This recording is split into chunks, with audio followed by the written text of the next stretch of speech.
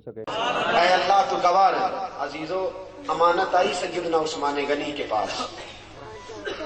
عثمان غنی بہت بڑی حکومت کے امیر ہیں، بہت بڑی، 2000 آدمی آ گیا شر پسند۔ اس نے آ کے حضرت عثمان غنی کے گھر کا گھیرا چاروں طرف سے تنگ کر لیا۔ حضرت عثمان غنی سے انہوں نے مطالبات شروع کر دیے، شر پسند لوگ تھے۔ انہوں نے کہا کہ عثمان آپ خلافت چھوڑ دیں۔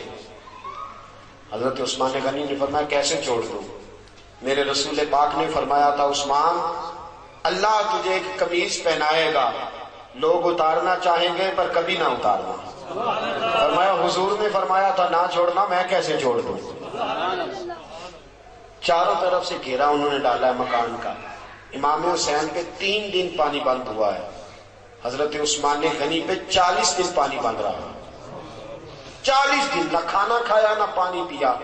لوگ کہنے لگے عثمان بھوک پیاس نہیں لگتی؟ فرمایا بھوک لگتی ہے تو خدا کا ذکر کرتا ہوں، پیاس لگتی ہے تو قرآن کی تلاوت کرتا ہوں، اللہ میری بھوک اور پیاس ختم کر دیتا ہے۔ 40 دن کہ میں نے کہا کہ بڑی پرانی ہے کربلا، بڑی پرانی۔ 40 دن پانی بند رہا۔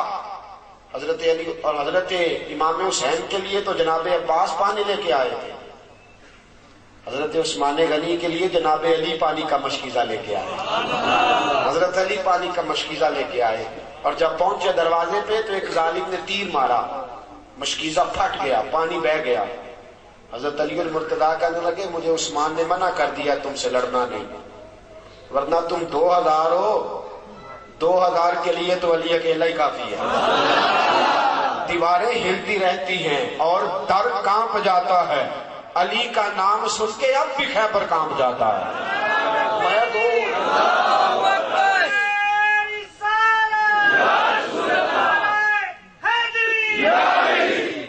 میرے عزیزو سنو، بات بڑی آگے بڑھ گئی۔ حضرت عثمان غنی کے پاس جناب علی پہنچے، دیگر صحابہ پہنچے، کہنے لگے اے عثمان آپ نے بڑی خدمت کی، 12 سال دین کی، بڑا کام کیا، 3 باتیں ہیں، آپ اس طرح کریں ہمیں اجازت دیں ہم ان 2000 آدمی کو بھگا دیتے ہیں۔ حضرت عثمان غنی کہنے لگے میری وجہ سے نبی پاک کے مدینے میں خون بہہ جائے، رسول پاک کے شہر کی گلیاں میری وجہ سے سرخ ہو جائیں، عثمان کا گلا کٹتا ہے تو کٹنے دو، لیکن رسول کریم علیہ السلام کے شہر میں میں خون اور دنگا فساد برداشت نہیں کرتا۔ کہا پھر آپ اس طرح کریں کہ کچھ دنوں کے لیے حکومت چھوڑ دیں۔ آپ نے فرمایا حضور نے فرمایا تھا قمیض نہ اتارنا، کبھی نہیں اتاروں گا۔ صحابہ نے تیسری پیشکش کی، کہا کچھ دنوں کے لیے مدینہ چھوڑ دیں، کچھ دنوں کے لیے مدینہ چھوڑ دیں، کچھ دنوں کے لیے، پھر آ جائیے گا حالات ٹھیک ہوں گے۔ آپ نے فرمایا دوستو دیکھو میری داڑھی سفید ہو گئی ہے، پتہ نہیں کس گلی میں موت آ جائے، میں مصطفیٰ کے مدینے سے باہر نہیں بڑھنا چاہتا۔ یہ اسلام کا وہ حکمران کہ جس کے اوپر امانت آئی، شر پسندی ہوئی، حضرت امام عثمان غنی رضی اللہ تعالیٰ عنہ نے جان قربان کر دی، شہادت پیش کر دی، لیکن نبی پاک کے مدینے میں فساد نہ ہونے دیا۔ دوستو جناب علی کی باری آئی تو وہ بھی کوفے کی گلی میں شہید ہو گئے۔ حضرت علی المرتضیٰ رضی اللہ تعالیٰ عنہ ساری زندگی دین کے لیے کھڑے رہے، کوفے کی گلی میں شہید ہوئے، باریاں بڑھتی رہی، پورا خاندان۔ ایک وہ زمانہ بھی آیا کہ میرے رسول پاک نے فرمایا فاطمہ تیری باقی 3 بہنوں نے بھی بڑے دکھ اٹھائے ہیں۔ دوستو میں اور آپ، میرے ساتھی مجھ سے بڑی محبت کے ساتھ اکثر کہتے ہیں اتنے سفر نہ کریں آپ، اتنی محنت نہ کریں، تھوڑی کر لیا کریں، کم نکلیں۔ میں ان کی محبت کو وصول کرتا ہوں، مجھ سے پیار کرتے ہیں تو ایسے جملے بولتے ہیں، لیکن قسم اللہ کی جب میں رسول اللہ کی تبلیغ پڑھتا ہوں اور کتابیں، ایک ابو جہل کے دروازے پہ نبی پاک 2000 بار تبلیغ کرنے گئے، کتنی بار؟ اور حضور کو پتا تھا کلمہ نہیں پڑے گا، 2000 بار دروازے پہ دستک دی۔ اور دوستو بڑے دکھ اٹھائے حضور نے، بڑی تکلیفیں اٹھائیں۔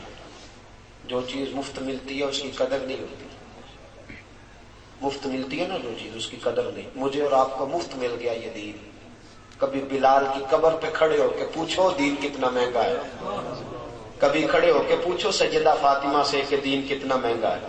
کبھی پوچھو امام حسین سے کہ کتنا کٹھن ہے یہ دین. میرے عزیزو، رسول پاک کی 2 شہزادیاں، نکاح ہوا ہے، ابھی رخصتی نہیں ہوئی. ابو لہب کے 2 بیٹے، انہوں نے طلاق بھیج دی. کہنے لگے یا کلمہ پڑھانا چھوڑ دے ورنہ طلاق دے دیں گے. حضور نے فرمایا میرا تیرا اختلاف ہے، بچوں کا کیا قصور ہے. ابو لہب کہنے لگا نہیں میں طلاق دے دوں گا. گھر بیٹھی 2 بچیوں کی طلاق پہنچی. سیدہ خدیجہ فرماتی ہیں حضور بڑا روئے، اٹھے، بچیوں کے سر پہ ہاتھ رکھا، کہا بیٹا اپنے بابا کے دین کے کام میں ثابت قدم رہنا، اللہ تمہیں بڑی بہتر جزا دے گا.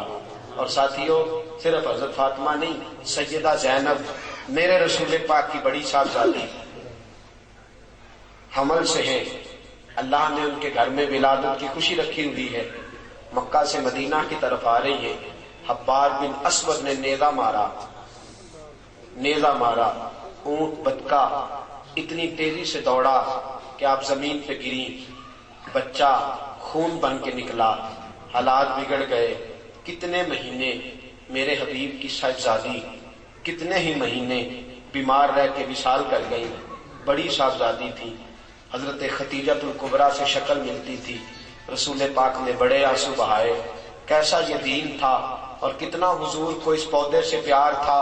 بیٹی کو شہید کرنے والا حبار بن اسود منہ پہ نقاب ڈال کے فتح مکہ کے بعد آیا. آگے کہنے لگا سونیا کوئی آپ کا بہت بڑا مجرم بھی کلمہ پڑھ لے تو اس کو بھی معاف کر دیتے ہو. رسول پاک نے فرمایا چہرے سے نقاب ہٹا، بیٹیوں کے قاتل کبھی بھولا نہیں کرتے. تو چہرے سے نقاب ہٹا، اولاد کے قاتل کبھی بھولا نہیں کرتے. لیکن تو پڑھ لے کلمہ، مجھے سب سے زیادہ دین سے پیار ہے. اگر تو مسلمان ہو گیا تو میں تیری یہ خطا بھی معاف کرنے کو تیار ہوں.